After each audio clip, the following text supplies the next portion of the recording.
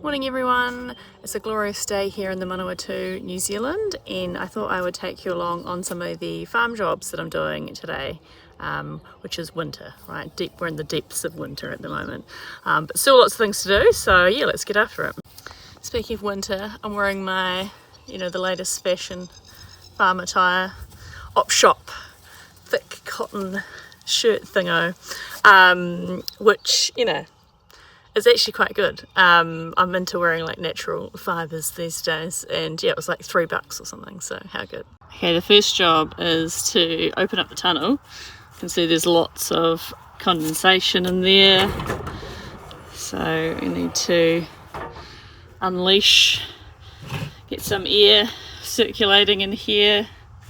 Everything is coming along. We've got the anemones that are like kicking into gear.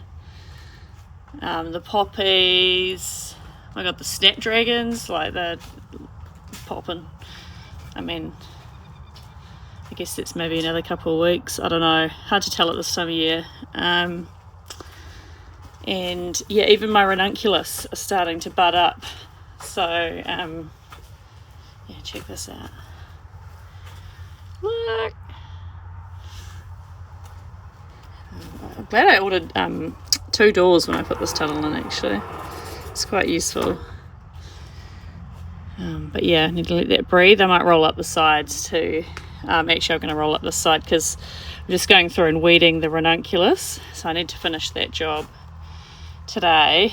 Because of the shape of the tunnel house, like it's curved on the side and it's just a bit difficult to get at. And I think I probably could have moved the beds closer to the middle, but I really wanted this wide pathway to like grow crates and various things, so I've just got to put up with it. But yeah, I'll finish weeding these and I'll come through and net them as well, since they are starting to flower. It's a bit hard to show you one-handed, but I've just wound up the sides of the tunnel a little bit because it is very condensation in here. So yeah, that should just let a little bit of breeze through to help get rid of that condensation. Right, next job is to pot up some of these amobiums, which I sowed from seed. They are so I've been growing amobium for a few years, and I usually just grow it as an annual. It is technically a perennial. And sometimes it's got like really short, well-behaved stems, and sometimes it's got these like giant, out of control stems. And I'll show you. We'll go and have a look. I'll show you what it looks like. They are out of control. And anyway, I was listening to Lisa from Floral Flowers, who we buy a lot of plants off. She actually pointed out that actually it's the seed, and there are well-behaved ones and not well-behaved ones, but there's just one variety, so it just really depends on what seed you get. So anyway, I bought like a handful of plants off her, maybe like 6 or something, and then saved my own seed of the well-behaved ones because I can't cope with these other ones. So check this out. Now ideally we would have netted these, but such is life. But like look at them.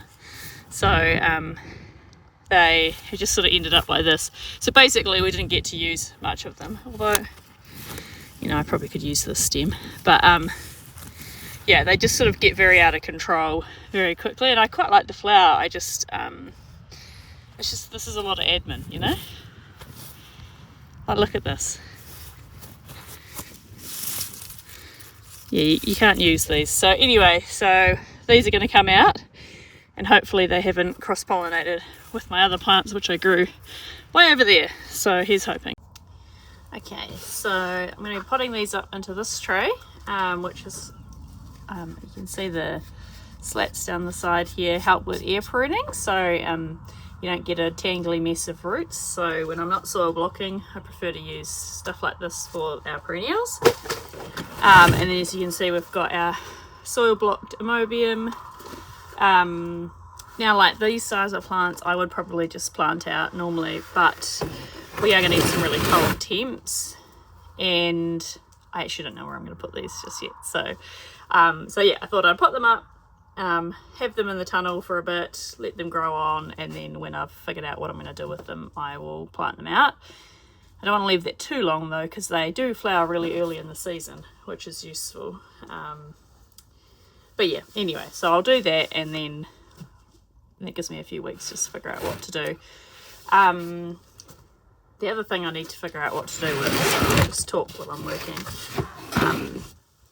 is work out my tunnel crop plan. So this is my first year having a tunnel, and I'm just getting used to how quickly things come on.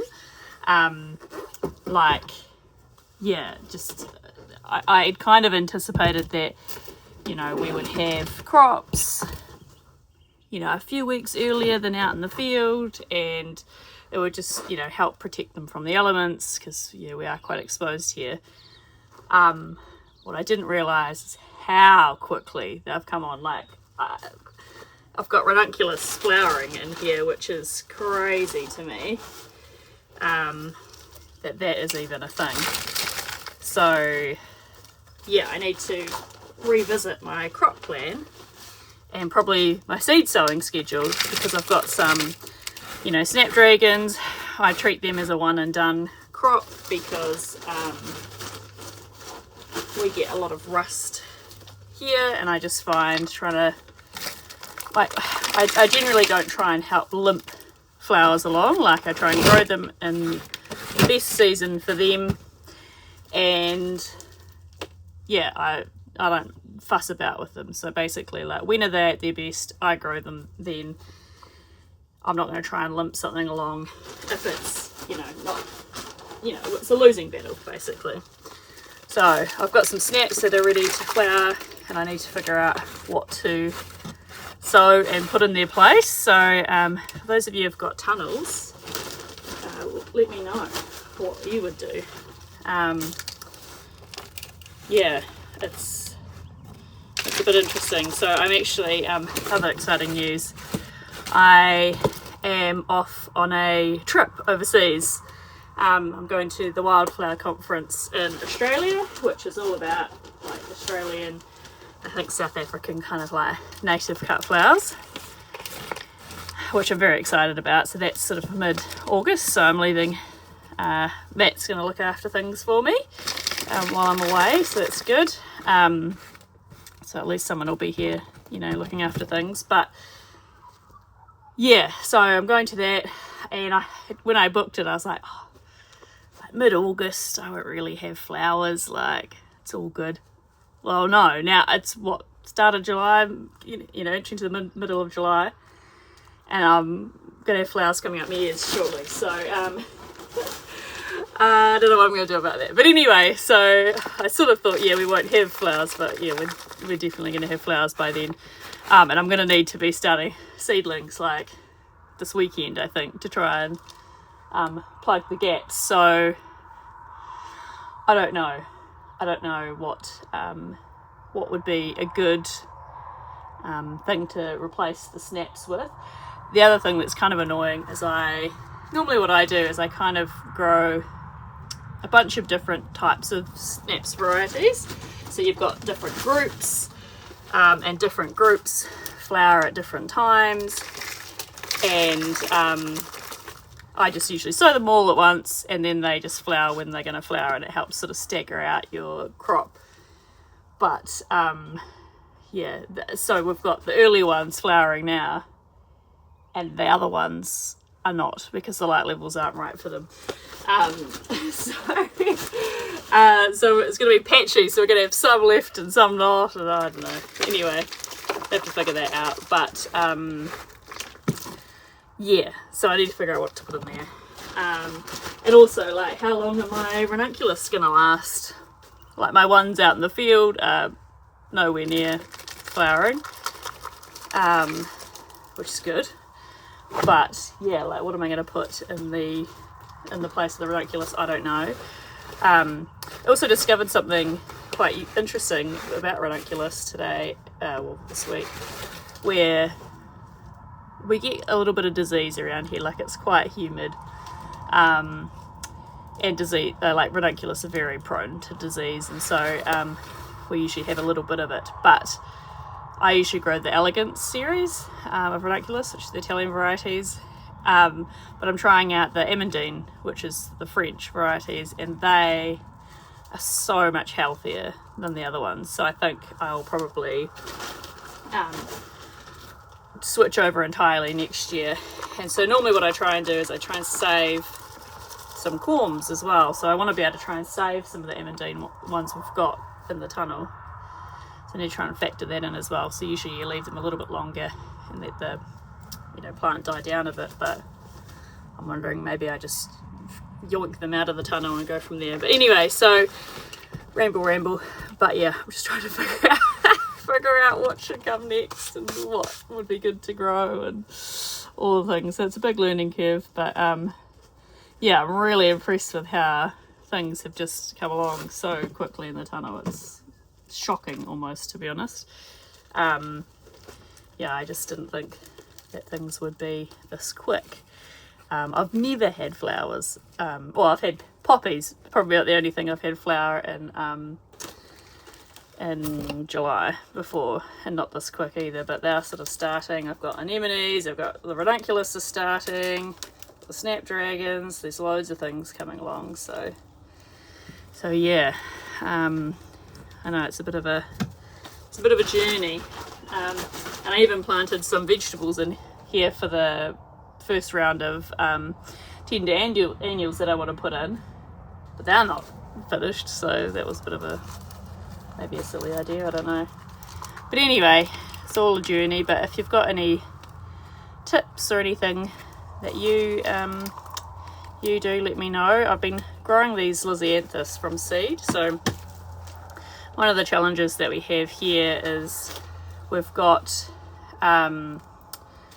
something called, I think it's fusarium, or some sort of root rot kind of disease that just hangs out in the soil, and which means that I've now got to be a bit careful about what I grow.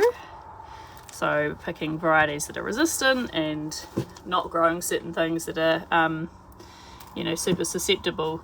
And so one plant that's super susceptible is lisianthus, and so I've been growing it inside some fusarium resistant lisianthus, which is kind of unheard of, but I'm growing it in a cold garage under lights, and they are so small. They are so small. I don't even know. Like, I've moved them close to the lights, but I don't want to put a heat mat underneath them because it'll dry them out. Oh god, it's a bit of a mission. So I don't know. I don't know what to do about those either. Whether I like bring them out here, but then we're getting some pretty cold nights. The light's starting to get better now, but yeah, I don't know. I might keep them in there for another couple of weeks and see how we go, but they could be the next thing that I replace with the snaps, but they're not very far along, so but maybe I just plant them out really small. I don't know, it's a bit risky. I don't know, so yeah, lots of things to consider. Lots of things to consider. I'm sure I'll come back from this wildflower conference with a renewed vigour on what else I could plant, but I've been loving using the wildflowers over winter in bouquets. Like, that's kind of when they shine. So and they're pretty drought tolerant and wind tolerant, which is good for our climate. Yeah, so anyway, we'll see. So yeah, I'm just starting to get these little amobiums potted up, and then yeah, we'll get on to the next job. So there we are, got my little amobiums potted up. Also got some little various other things over here, like this is just vegetables. They were kind of wallowing in some soil blocks, so I potted them up and hopefully they kind of take away some saved seed lettuce. Various other things. These may or may not kind of make it. Some peas. The slugs keep eating my peas, so I'm trying to grow them on as seedlings rather than direct, so yeah, that's all done. Okay, it's bloody cold today. This whole weekend actually. I was really hoping to get a lot done outside, but it's very cold. So anyway, what I do when I get really cold is you warm up. You got to do some exercise. So I'm going to move these crates into the tunnel. You can see if you follow along on my YouTube, we potted up these tulips the other day and some daffodils, and I've been leaving them outside because we've been getting a lot of rain, so that's always good when you can use the rain from the sky and not have to water in the tunnel. So yes, I've been doing that. But now I think it's time to bring them inside, and I've just bought like a soaker hose thing to try and water the crates rather than having to water them by hand as such. So yeah, I'm going to lay these out inside and then we'll set up the soaker hose and see how that goes.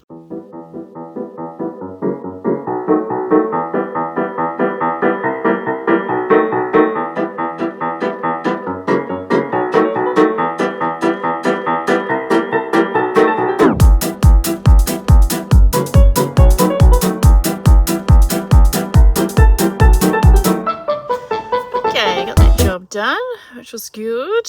I've been putting that off for a while, so it's nice to be able to get done. I've just realised that I have some rose lilies to plant as well, so they're going to go over there. Good camera skills.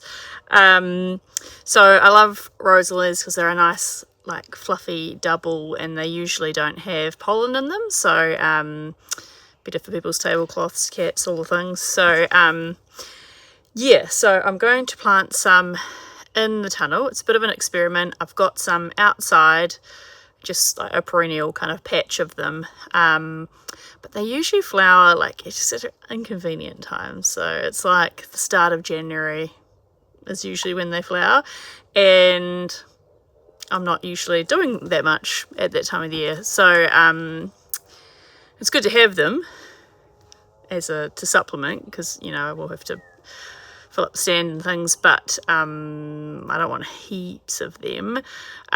So yeah, so I'm going to try and grow them in the tunnel and see if I can just get an earlier crop. I thought about planting some outside in a crate and then bringing the crate inside, and then I thought no, I'm just going to plant them all at the same time and see how we go. I think they last quite well in the chiller if you harvest them at the right stage. Yeah, so that's what we're going to do. It is an experiment. I have heard that if you don't have the right light requirements, they can abort the buds, and so you need to use supplemental lighting, which I'm kind of not interested in doing. So hopefully they'll just grow slowly and just come on around like Christmas time would be like perfect. So I'm going to grow them in these deeper crates here, rather than some of the shorter ones here. So it's a short one, and we can get deeper ones too. I think they're actual lily crates. But anyway, these are like some bins that I got from probably Bunnings, because the lilies do like quite a bit of soil on top of their bulb. So I've got about 50. Now I think you should be able to fit 20 easily in here. I have grown them in crates before, just not in the tunnel. So I'm just going to split these evenly across the 3 tubs. I've got a little bit of general purpose organic fertiliser that I'm going to mix in, and then I'm going to top it off if necessary with the some potting mix. So yeah, so I'll get onto that. Okay, so you're just propped up on a tulip crate of tulips at the moment. So yeah, these are a mixed lot of bulbs, and yeah, good that we're going to plant them because they are growing themselves.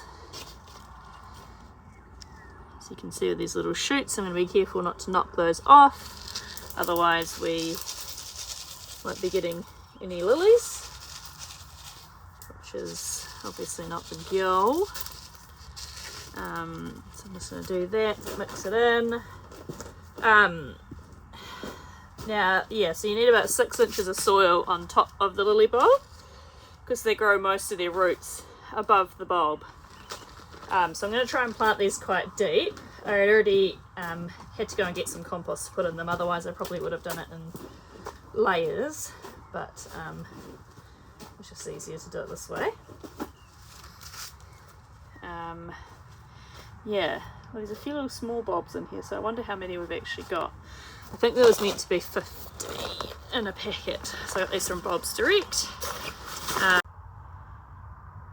Cool, so this is them all spaced out, so now I'm going to get to planting them. You can kind of see down there, there's some roots kicking out the top of that lily bulb. So that's an example of them growing most of their roots sort of at the top. We've done the rose lilies now, so they're all planted. And it's getting quite late in the day, so I'm just going to shut up the tunnel, keep all the plants warm. It's meant to get really, really cold tonight, so hopefully everything's all right. And then, yeah, I'm just off to plant some bare root fruit trees, and that'll be the last thing I do for the day. Cool, so basically done planting out these trees. So I've planted a cherry plum, a black doris, which is this one, and then one on down the end there is a peacherine. Can't remember which variety. Healy's peacherine. So now all that's left to do is come in and put a stake, and then I need to prune these down. So this is going to be kind of like a hedge, which is why they're planted so close together. So I just have to control the size and the shape through pruning. So hopefully we'll be able to do that. This is the other fruit tree row that we've got like that. So these will be coming into their second year now, so they look like the ones we just planted. And I've been pruning them to kind of maintain the size and get a bit more of an open shape. Kind of like you can probably see on this one here. So I need to come through and prune these again. This one's a bit cray-cray. But yeah, you can see that we're starting to get a bit of an open shape.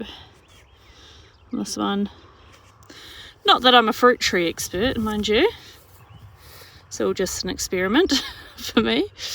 Called backyard orchard culture is what I've been looking up. These look like they're about to come into bud, into flower. What's this one? Must be a peach or a nectarine or something, I think.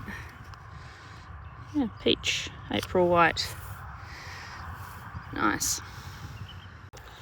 And then I've just finished putting a couple of other plants in Berry Lane. So I just ordered a loganberry. So yeah, blueberries, blackberry, boysenberry, loganberry. These are called hybrid berries. Then I think we're on to the raspberries here. So we've got 3 ebony black raspberries. And then we've got some other raspberries here. And I also have another patch of raspberries too. So yeah, we'll see what I do with those in the future. Cool, it's getting cold out here, so I'm probably going to call it a day, but thanks for coming along and keeping me accountable doing my jobs today. If you have any questions or anything, pop them down below. If you have any ideas about what I can put in my tunnel, please also let me know. But yeah, other than that, have a great week, and I'll see you next time.